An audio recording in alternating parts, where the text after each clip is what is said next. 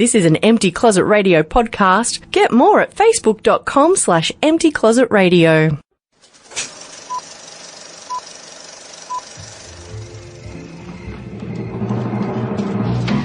Hi, I'm Andrew. And I'm Sam. And this is The Empty Closet. The show for everyone, whether you're in the closet Or out and proud. or somewhere in between.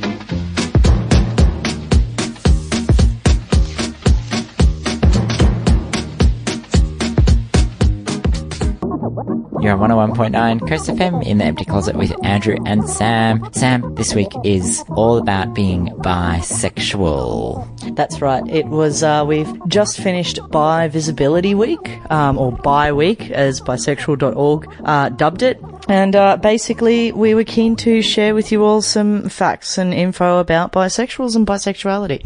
So we've got lots of cool stuff coming up in the show. We're going to talk a little bit about a guy named Kinsey. We're going to talk about umbrellas and his handy-dandy measurement scale. We're going to be talking a little bit about biphobia and famous bi people. I can't wait to find out. It's going to be great.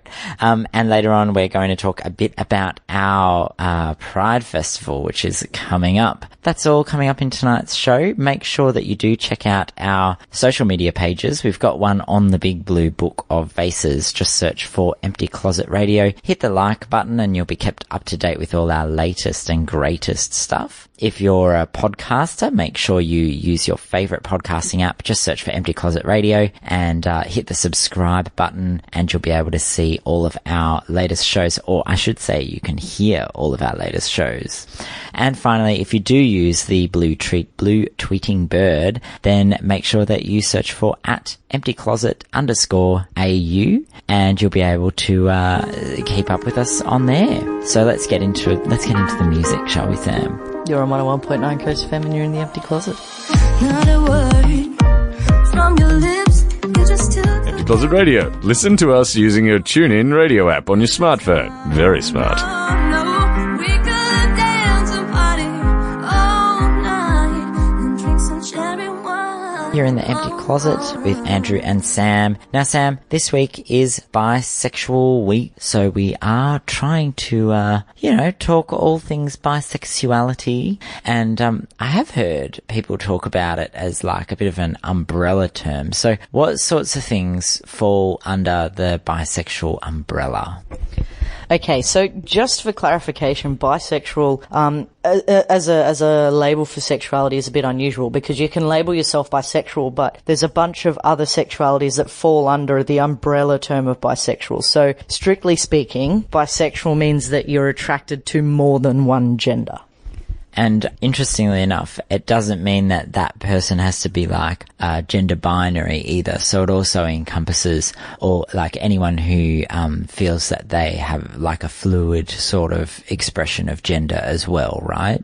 Well, since it's a sexuality and not a gender identity, it's more about who you're attracted to rather than what your identity is. So even if you're gender fluid, if you're only attracted to men, then you're not really bisexual. You see what I mean? Because your gender and your sexuality are not the same thing.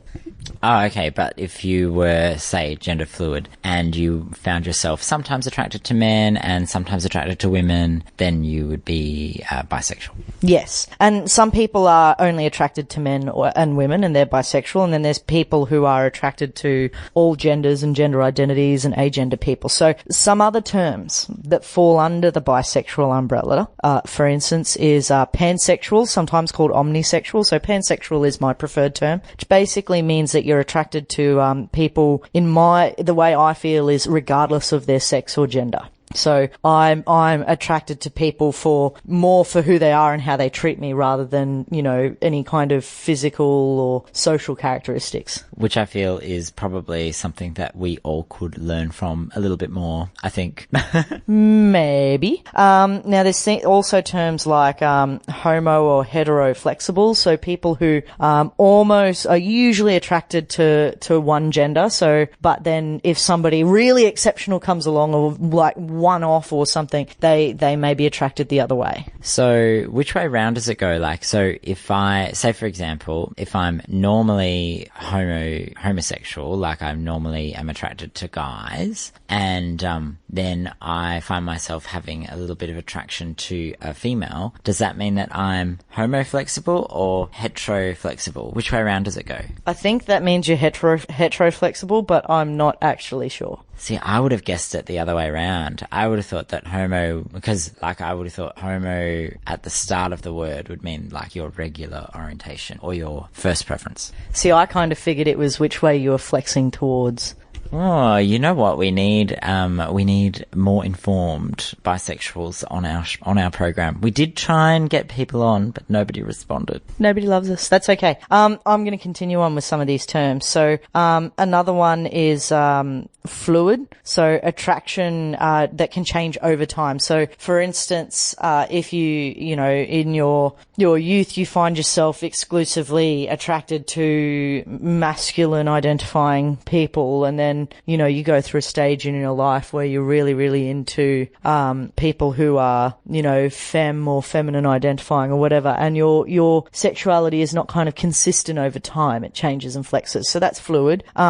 Polysexual is kind of another word for bisexual. Basically, that you're attracted to people of many genders and sexes, but not all. So you might be into men and women, but you're not into agendered people. You know, you don't find yourself sexually attracted to someone who's intersex or whatever. You know, so, and then there's, of course, bicurious, if you're questioning. That's one that gets thrown around an awful lot, I think, and in a quite frivolous manner as well, I think. I think that it's quite often confused with actual bisexuality. Like if people come out as bisexual, they go, oh, they're just curious or they're just greedy. But we'll get to that a little later on, because I could rant about that for hours. And of course, the other one that's quite well known is queer. Queer is a bit of a catch-all term in the rainbow community. Basically, an identity that's diverging from the heterosexuality, monogamy, and vanilla sexuality. So in this case, it can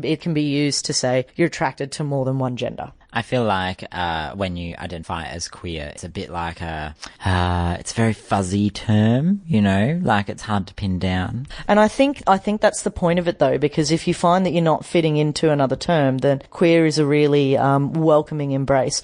Now, just quickly, while we're on umbrella terms, there is another one that it does not come under the bi umbrella that is worth bringing up, and that is asexuality. And asexuality is the other term that is both an identity and an umbrella term. So asexuals are people who don't have sexual attraction. Like, they can be romantically interested in people, but they don't necessarily they're not necessarily attracted to them sexually. So they don't see someone and want to like jump their bones. Pretty much. So now some people do have sex. They might like the intimacy of it, but they don't, it's like if you know, people rave about cheesecake and you're just not that into cheesecake. And like, you could eat cheesecake, but some people can't eat cheesecake, like it makes them physically sick, you know, but it's a totally legitimate option. Other people can enjoy all the cheesecake they want, but you're quite happy to just sit over here and chill without cheesecake. It's bisexual week, so we're going to stop talking about cheesecake right now. You're on 101.9 Coast FM in the empty closet with Andrew and Sam. I'll hold on as we both crash into midnight. When we getting close, it's like we're running a red light. Empty Closet Radio. Like us on Facebook.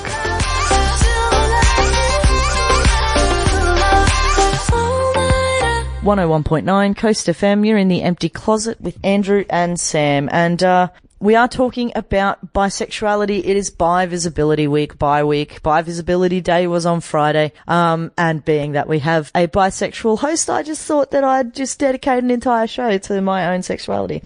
Now, Andrew has brought up his favourite scale, but not his favourite image of it.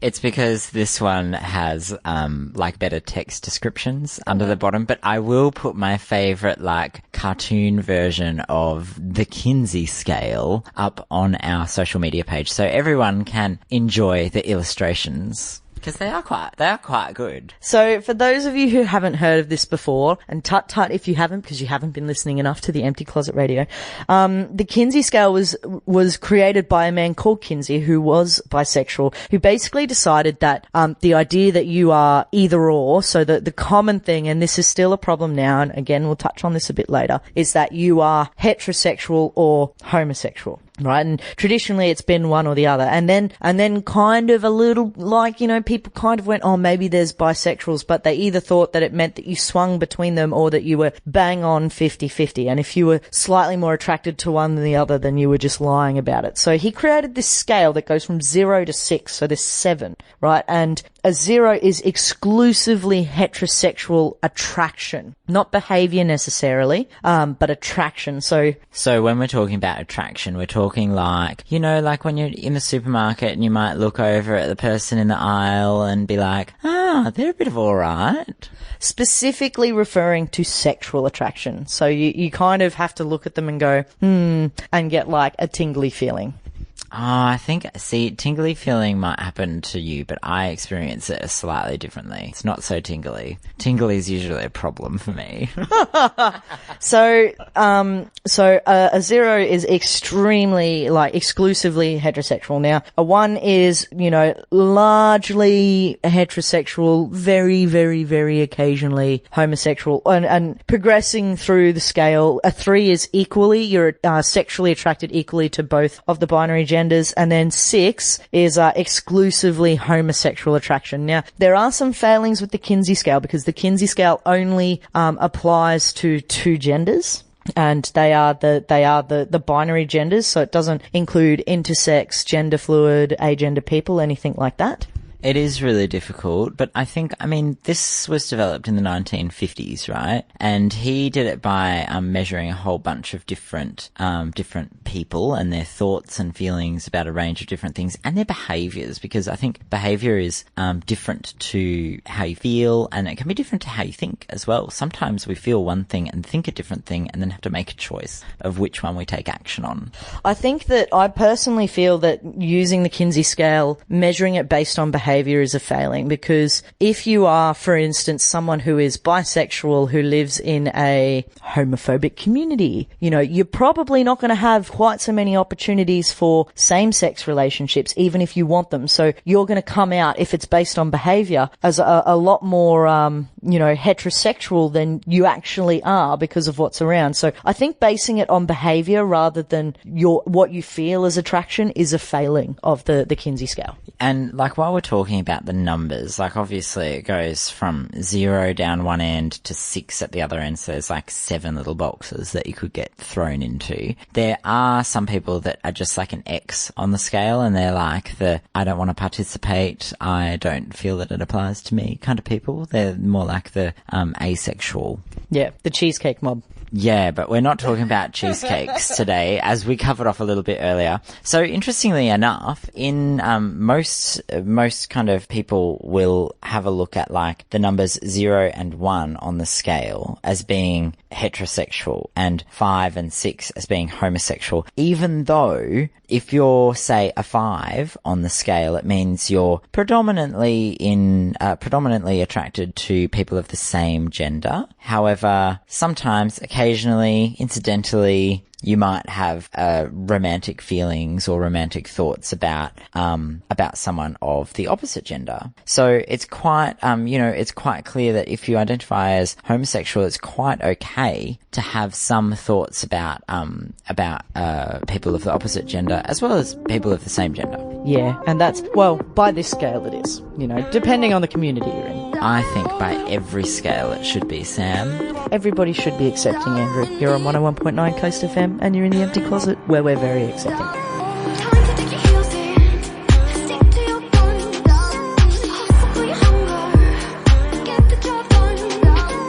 Empty Closet Radio, because no one else wants to be stuck in the closet. God.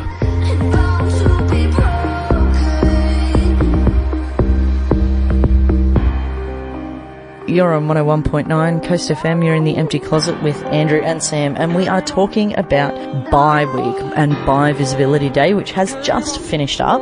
It's we're celebrating bisexuals all around the world. But one thing that you've put on my list here about a thing called bisexual erasure. Now, I read that and I think, does this mean that we're like doing the old Nazi clearing people out, the bisexuals, erasing them? What do you mean? What does bisexual erasure actually mean?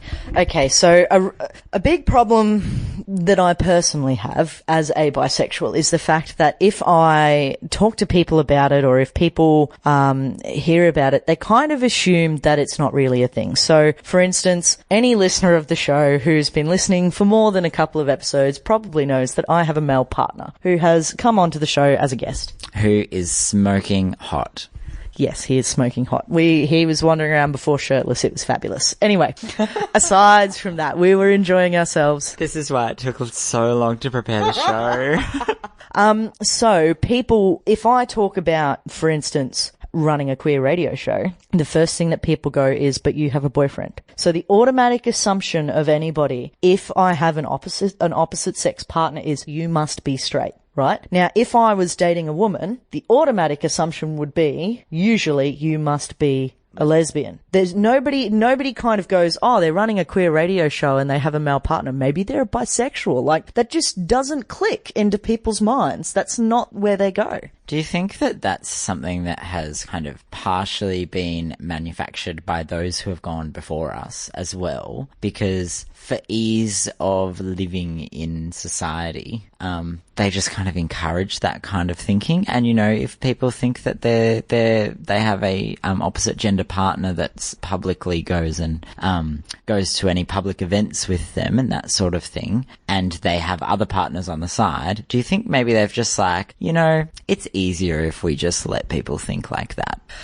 I personally don't think it's the fault of those who don't. It's very, very hard as a bisexual because you have to keep coming out of the closet. You can't just come out once. You have to keep telling people, no, I'm not straight, or I'm not gay, or I'm not whatever, I'm bisexual. You have to do it over and over again, because if you're not actively dating more than one person who you're visibly with, who are visibly of different genders, you have to keep explaining to people, no, this doesn't mean that I'm now straight. This doesn't mean that I'm now gay. Does it offend you when people make that assumption about you? Because, I mean, nobody's ever made an assumption about me being straight or bisexual.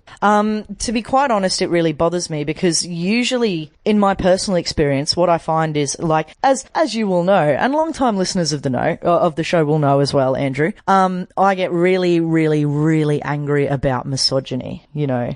I never would have guessed, Sam. Never. But, like, one of the things that comes up time and time again if I call misogyny out is people go, you don't understand because you're not attracted to women. We talk about women this way because we're attracted to them, and you don't understand it. And it's the same people, and every time I go to them, you know that that's not the case, right? That I am attracted to women. And every time they go, but you're with a man. And it's this, but I have this conversation with the same people more than once. Like, they just forget. It just slips their mind. Do you think that maybe, like, I would love to see how uncomfortable they would be in a party that I throw? It'd be amazing. It would be phenomenal. But basically, bi-erasure is this thing, and it's not just society at large. The queer community does it hugely as well. There's this assumption that if you're queer, if you're a bisexual, particularly if you're male and you're bisexual, you're just not all the way out of the closet yet. And we've actually had guests say this on the show, and at the time, we had a discussion about it because you couldn't see why that was problematic. You went, oh, that's just his age, Sam. And I'm like, no, because he's an openly gay man. He can pull his head in, Andrew. Like, that's not fair. But I think that also people do use bisexuality as a bit of a stepping stone as they are trying to discover who they are, because it gives them an opportunity to run either way. You know, like I'm perfectly comfortable right now saying to everyone, I am way down one end of the Kinsey scale. I'll leave it up to you to figure out which end that is. But, when I was first trying to figure out who I was, I did use the bisexual label amongst my friends. I didn't use any label amongst anyone else, but amongst my friends, I used the bisexual label because I didn't know what else to do. Yeah, and look, I understand that, but that doesn't invalidate bisexual. You know, like, because some people use that label as part of their journey, whether they use it knowing that it's wrong or not, because some people will use it to pretend that they can still be normal or whatever. But like, you know, that doesn't actually invalidate someone who's just bisexual. And it shouldn't invalidate someone who's bisexual, but we see it as an invalidation, and that's what bi erasure is. So what we need to do for Bi Visibility Week is that we need to tell all of our friends that bisexuals are a real thing and that it's not like some phase as they're going either like, hey, I'm actually straight, or hey, I'm actually a lesbian, or a gay man. It's a real thing, and you can be in the middle of the Kinsey scale for your entire life, and it's perfectly fine. Pretty much. You're on 101.9 Coast FM and you're in the empty closet.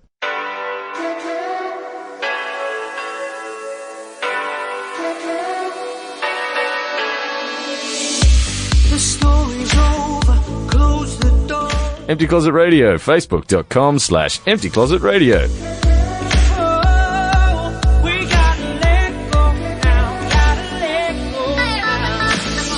Coast FM, you're in the empty closet with Andrew and Sam, and we are talking about bisexuals. Yes, it is Bi Visibility Week, Sam, and so you've tasked me with a list of things to go and have a look at, and one of them is about biphobia. So I read this and I thought, oh, biphobia. I don't think that I don't think it's easy to be scared of bi people. Like, they're exactly like you and me. See, you say that, but when we say the term biphobia, for your information, Andrew, and for the information of our listeners, biphobia is not the same thing as homophobia. Now, bisexual people encounter homophobia and they suffer under homophobia because they're still same-sex attracted, you know, or attracted to genders other than, you know, the normal, the heteronormative thing. The beige people, as you call them. The beige people. The beige. Yeah. Sounds like a creepy horror movie. But there is additional things. So, for instance, you just said, you know, it's like, how could you be scared of bi people? There's a lot of people, particularly in the queer community, because you actually get a lot of biphobia from within the queer community, who will not date bisexual people because they swing both ways. So, you know, if you're a, you know, there's this thing like, for instance, a gold star lesbian is someone who's never been with a man, and that's like a sign of status. So if you're a bisexual, there's plenty of people who think you're going to be trendy with your sexuality. And they think you're not really into them, you know, if you're female. Or if you're a man, a bisexual man, then there's gay guys who go, well, you're just not all the way out of the closet yet. And they presume that you're going to just hide them, and they're not interested. I was talking to someone the other day, and I can't remember who it was, but they were saying that they would never consider dating a bisexual. And the reason was because they felt that at any point that person would just be like cheating on them with someone who was opposite gender. But the way that I kind of thought about it was, like in my mind, like a gay guy is more like he would cheat on you with another gay guy. Like, there's no difference. But okay, so the thought is like, there's this really unhealthy notion, and this comes from, again, the heteronormative monopoly that says that you have to be fulfilled with one person forever. Like, get married, have babies, and that person will fulfill your every need and soul. But what society thinks that bisexuals do is have orgies every night of the week. Yeah, like, common questions include, do you just have threesomes all the time, and can I watch? If you're a bisexual female, you're the unicorn that the couples look for because the wife's, you know, in her sexy experimental phase. You don't often find people like, you know, say bisexual guys who are keen to get a female in, like, which is such a shame because they're fantastic. Bi men are amazing. Anyway, but that's a really big thing, this perception, like, and again, listeners, you might remember this because I've mentioned this on the show before, and this is why I don't talk to my parents about my sexuality. I still remember having a fight with mum before I really understood my own sexuality, where she was watching, I think it was Angelina Jolie and Brad Pitt when they were were first becoming a thing. Oh, you know, he shouldn't go there because she'll cheat down the line, because he can never satisfy her because she's attracted to women as well. So clearly she can't be satisfied with one partner. Now, there's nothing wrong with being in a non-monogamous relationship as long as everybody's consenting. There's nothing wrong with being monogamous either. And the total subtext that's in that talks more about the person who's voicing those opinions. It talks more about like their relationship and about the way that they manage communication with their partner as well. Because maybe there's like this unspoken thing. Whereas like I think bisexuals, the majority of bisexuals that I know are extremely well communicated and they don't have any problems because they talk. Well, you kind of have to, because people keep assuming that you're going to, you know, slag around. And, you know, again, nothing wrong with having sex with as many people as you like, as long as everybody's consenting. But so biphobia is very specifically related to bisexuals, and it's really, really horrible because you get it from both sides. As I said, like, there are plenty of bi women and there's plenty of gay men who will not date bisexuals. And there's, as I said, there's, you know, like we've had guests on the show who've gone, oh, you know, bisexuals don't really exist. They're just on their way out of the closet, you know. Great if that's the title you choose to use, but there's those of us who stay there. Like, we're very happy there. That's where we're just gonna keep cruising along, you know? Yeah, that's your spot. I wonder if I was ever asked out by a bisexual guy, how I would feel about it. I hope I would be, enlightened enough to just kind of roll with it and communicate a lot and see how we work it out. But the thing is, like, there's plenty of bisexuals who are really into monogamy. Like, there's people who just want to date one person. In the same way, there's plenty of, you know, gay guys who are into monogamy, and there's plenty of straight people who are into monogamy, and there's plenty of people who are into non-monogamy. So, like, you know, if they're into monogamy and they're attracted to you, then they're attracted to you, and just run with it. Yeah, take it. Take the win. You're on 101.9 Coast FM, and you're in the empty closet. I remember the day when I first laid my eyes on you. Empty Closet Radio, because no one wants to be stuck in the closet.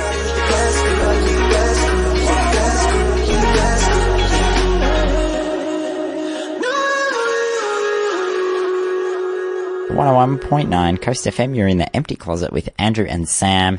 Now, this week has been Bisexuality Week. So we've been talking all things bisexual, and now we're on to something that's a little bit more interesting / tantalizing, famous bisexuals. So this is the segment to re-listen to before you have a trivia night.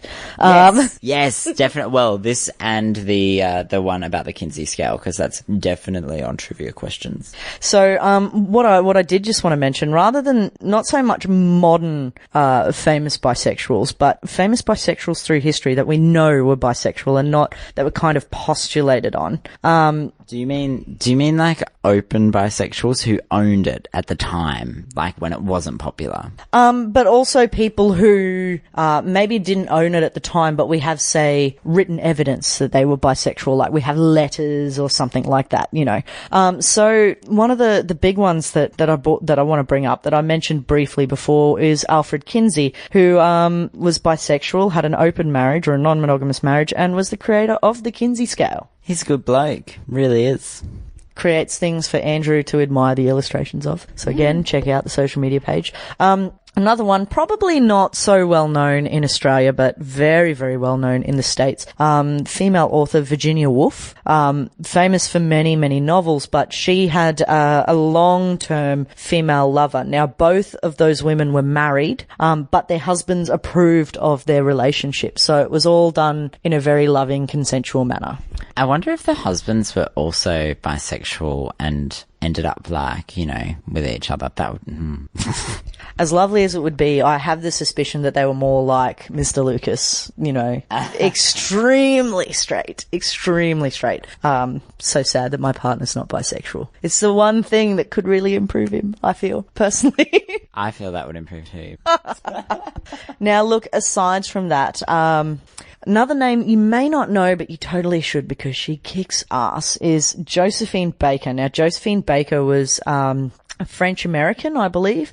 She was a singer and a dancer was what she was visibly most famous for, but she worked with the French resistance in World War II. She was a spy, Sam. You're like so underselling this. She was a spy. That's amazing. It is amazing. And she was also, after World War II, heavily involved in the civil rights movement in the US. I'm sure she learned all her skills for the civil rights movement while she was spying. I just love that you're so hung up on this. Now, she did have many, many lovers acknowledged, both male and female, including Frida Kahlo. For those of you who know the name, she's an extremely famous painter, artiste, and quite an inspiration for anybody who kind of doesn't fit the white heteronormative female box. You know, she made it a point to dress and look to not be more like white women, which was just amazing at the time because there was this big push to... Anyway, let's move on. Another one really, really well known, if you've ever read any fairy tales or watched movies based on fairy tales, is Hans Christian Andersen. He is famous because he wrote The Little Mermaid. And The Little Mermaid was a love letter to a man who rejected him. I kind of got that vibe when I went back and reread the actual original story, not the Disney version. I reread the original text, and there is so much like detail in there that is completely missed in the modern day interpretation, the popularized interpretation of the story. Not to mention that instead of getting the man at the end, the Little Mermaid dissolves into sea foam because she's basically rejected and like dies. She dissolves into sea foam, but she then like floats around and gets to, well, she thinks that sea foam is going to be like the world's worst thing. Like she thinks, well, I'm going to be scum if I'm sea foam. But she doesn't realize that sea foam actually floats all around the seaside villages, and she gets the opportunity to see children as they're being born and watch them grow up. And she floats around for like 300 years or something. I can't quite remember exactly how long, but then she learns that actually being a piece of sea foam is one of the best gifts that she could have had in life. Yeah. So, Hans Christian Andersen, yes. You know, yeah. Clearly he was talking about his sexuality when he was thinking about, you know, sea foam being like one of the best gifts ever in life. I wouldn't take my sexuality back for anyone, ever. Now, something that was quite interesting about him was that he did fall in love and write passionate love letters, didn't always send them, to both men and women, but he tried to remain abstinent through his life. It's thought that he died a virgin, but it's not actually certain. And the last one I want to bring up, Andrew, because we didn't need to move on, is a lady called Brenda Howard. Now, have you heard the name?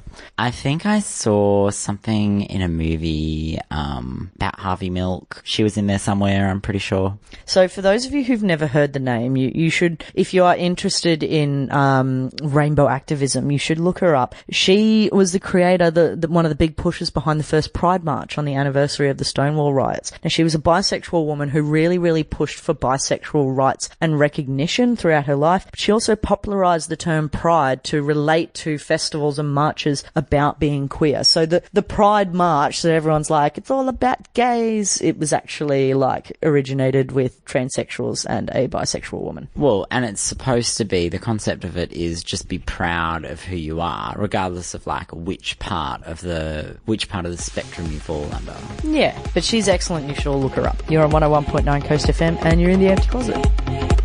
You're so hypnotizing. Could you be the devil? Could you be an angel? Empty Closet Radio, 9 p.m. Tuesdays, 101.9 Coast FM.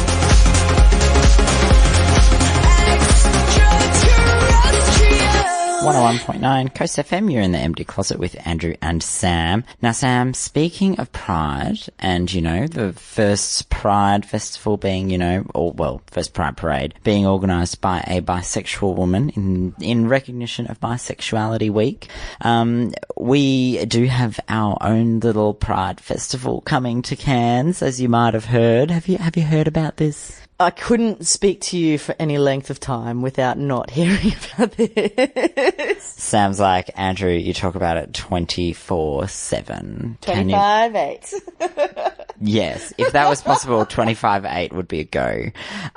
So, you know, this is our last episode before the start of the festival, Sam. So I just wanted to talk about, you know, what are the things that people should be going to come and say hi to us, by the way. If you listen to the show and you see see us at any of these events, because I'm going to be at pretty much most of them, please come and say hi and let us know that you appreciate the show, because sometimes it feels like no one listens.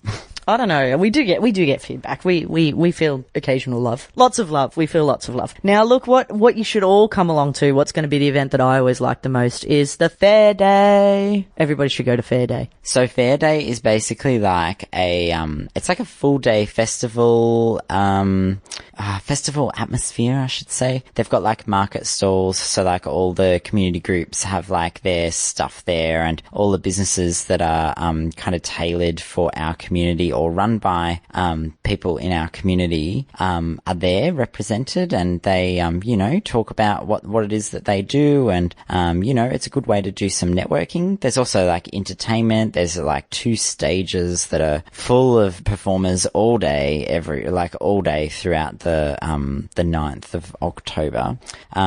It's going to be fab, actually. Really, really fabulous. But before then, the other one that you have to get to is the opening night party. So the opening night function is actually on this Friday. So make sure that you don't dilly-dally. Get sorted out. Make sure you book in, because it gets pretty hectic there towards the end. It's actually a boat cruise, and it goes out onto the Trinity Harbour for I think it's about 3 hours, and there's people going around serving you canapes, horse d'oeuvres, hors d'oeuvres, what are they called? Hors d'oeuvres. Plates of food, for those of us who are classy. Finger food. Finger food is the great Australian term for it. Bits you pick up with your 2 fingers. If you have to use your whole hand, it's not finger food. Well, I believe that it's 2-finger food. I'm not entirely sure. I haven't seen the menu. It's not like a wedding where I have to comb through every detail. But it's going to be really fun, and go out on the water and have a chat with everyone, do some networking, figure out what other events you want to go to. There's also if you wish, there is a bar on board, but of course that's not really the focus. The focus is making sure that we network with everyone and just catch up with people from the local community and celebrate our pride. I think some people are going to be focused on the bar, Andrew. I think that's just the way it will roll sometimes. I don't know, Sam. High hopes. And keeping with the water theme, on the next day, they've got a thing coming up at Fitzroy Island, so everyone can come for the day out to Fitzroy Island. All the details are on tropicalmardigras.org. I don't know why Sam's giving me the wind up. There's one more thing that you need to know. One more thing, which is happening on the, it's actually happening on the Sunday.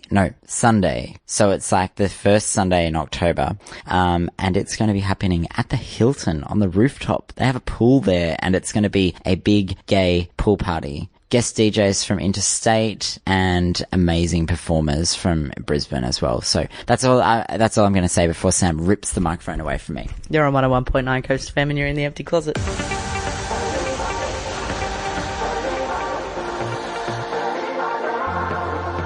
Empty Closet Radio. Follow us on Twitter. Gonna cry no tears. I see you tomorrow. You're on 101.9 Coast FM. You're in the Empty Closet with Andrew and Sam. And Andrew, we have well and truly run out of time in this show.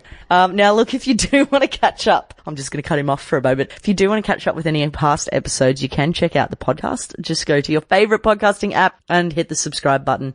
Or you can go on the big blue book of faces, hit the like button, just look for Empty Closet Radio, or look for us on the blue Twitty bird at emptycloset_AU, all lowercase. You can have the microphone again now.